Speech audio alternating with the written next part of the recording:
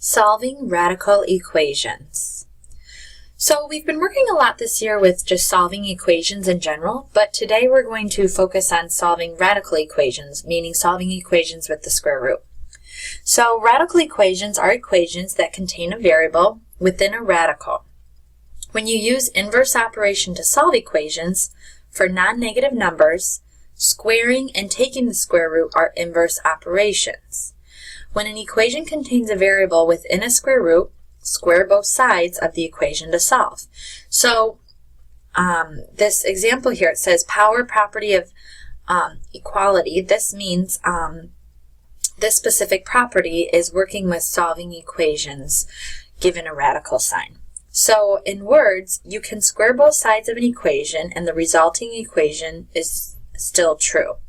So what you might have here is 3 equals 1 plus 2. 3 squared equals 9. 1 plus 2 squared is going to equal 9, so 9 equals 9. So you're going to be working with squaring, unsquaring to solve equations. The algebra form of this is if a and b are real numbers and a equals b, then a squared equals b squared. So let's get into solving some radical equations here. The first one, they want us to solve this square root of x equals 6, and then they want us to check our answer. Well, to get rid of this square root, what they mentioned is you need to square each side. So you square the left side, and you're going to square the right side. So you square both sides. And when you square both sides, what you're going to end up with is 36, because 6 times 6 is 36. Remember, 6 squared means 6 times 6. It does not mean 6 times 2. So 6 times 6 is 36, and the square root of x squared is just going to give me x. So now we check this by plugging in this 36 into x to see if we get 6 for our answer. So here's the check step. Plugging in 36, the square root of 36 is 6, which equals the right side. So this is my check step here. Going on to b here, we're going to square both sides. So we're going to take 9 and we're going to square 9. We're going to take the square root of 27x and square that. And that simplifies to 9 squared equals square root of 27x squared, which becomes 81 equals 27x.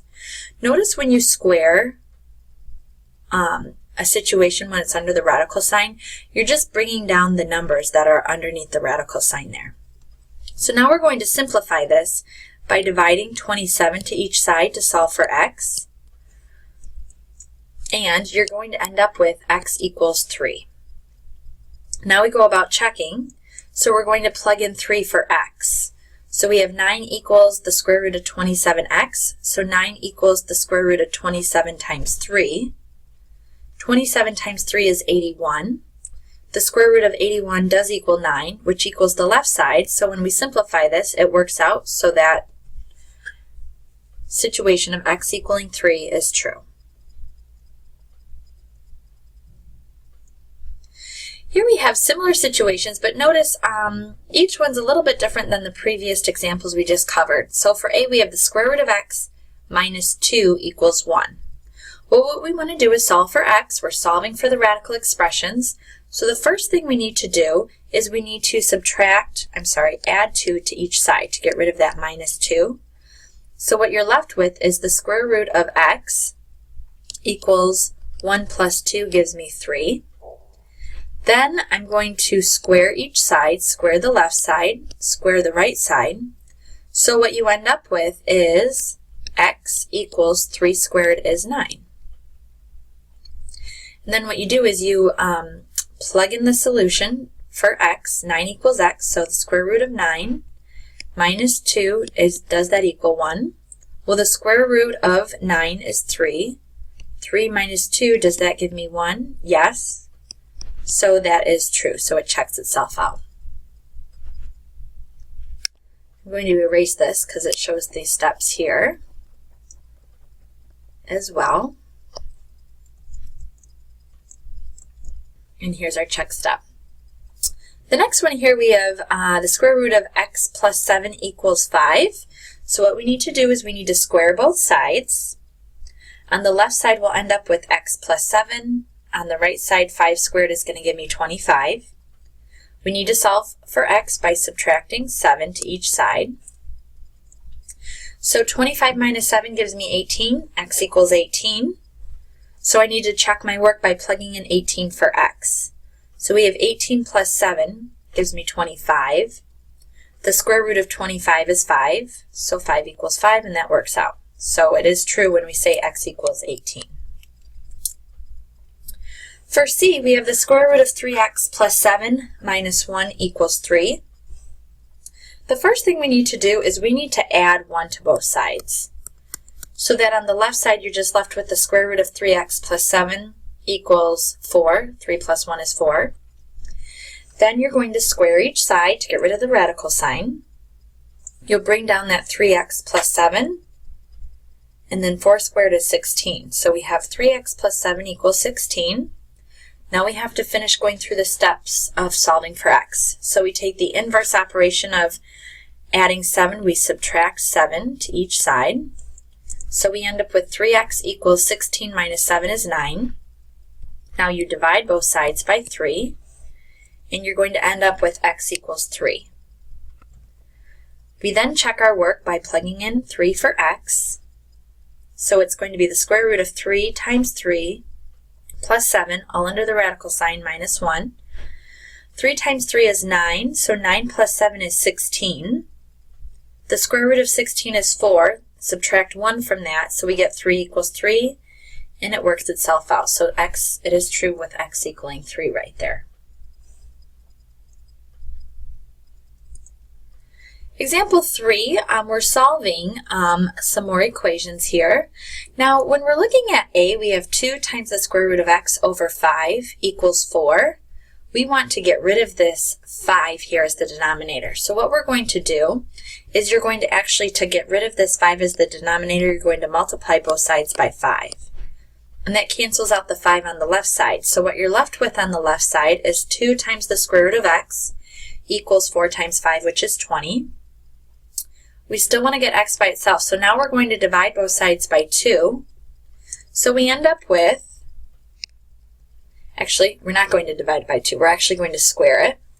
So when we square it, we're going to end up with 4x, because 2 squared is 4, and then the x under the radical sign would just give you 4x. And then 20 squared is going to give me 400. Divide both sides by 4. So x is going to equal 100. To check my work, I plug x back in. I plug 100 back in for x. So 2 times the square root of 100 divided by 5. The square root of 100 is 10, so it's 2 times 10 over 5. 20 divided by 5 gives me 4, which equals the right side 4. So it works out here with x equaling 100. The previous way I was going to show you, it still would have worked out. Let me show you where I was starting with this. What I was going to say is you can divide both sides by 2 here, and you can do that. So what you end up with is the square root of x equals 10. Then you square both sides this way. So what you end up with now is x equals 10 squared is 100. So you still end up with the same answer. It's just another way of thinking about it.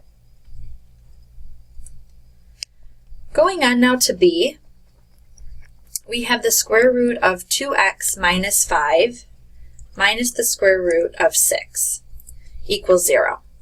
So what I'm going to do here is I'm going to take this minus square root of 6 and I'm going to add the square root of 6 to both sides.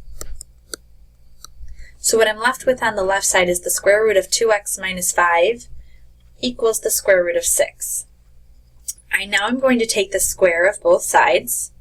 So what I end up with on the left side is 2x minus 5 equals 6. I need to solve for x, so I'm going to add 5 to both sides. So I end up with 2x equals 11. Now I'm going to divide 2 to each side to get x equals 11 over 2. I now need to check my work. So to do that, I plug in 11 over 2 for x, and I simplify it down, and I get 0 equals 0, and it works itself out right there.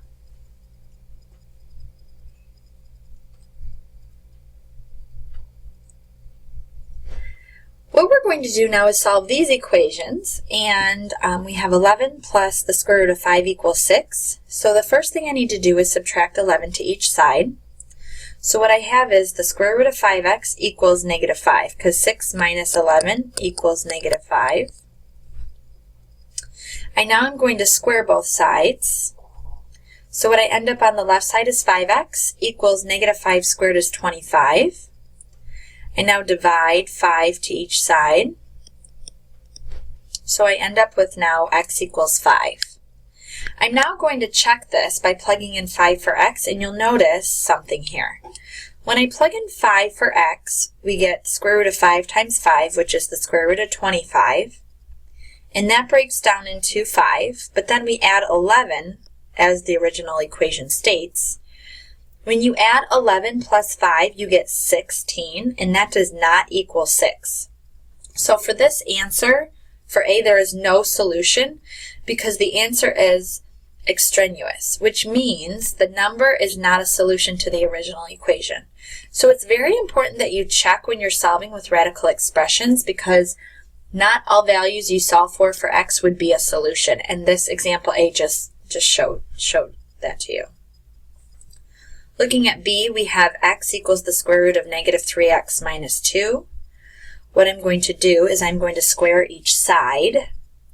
So what I end up with is x squared equals negative 3x minus 2. I'm now going to add the 3x to both sides and 2. So now I have a polynomial of x squared plus 3x plus 2 equals 0. I then factor this out to get x plus 1, and then another quantity of x plus 2. And then I solve each equal to 0 to solve for my x. So we get x plus 1 equals 0, x plus 2 equals 0. So what I end up with is x equals negative 1 or x equals negative 2. So once I solve for my x's here, I then go ahead and check it, and I solve each situation for x equaling negative 1 and x equaling negative 2. And you'll notice when I solve this out, they do not equal one another. It does not check itself out. So again, here for B, this is a no solution. Both answers are extraneous. So x equaling 1 and x equaling 2 is not a solution here. So you might run into that in this section, so be cautious of that. That is it for this section, and we will go over this tomorrow in class.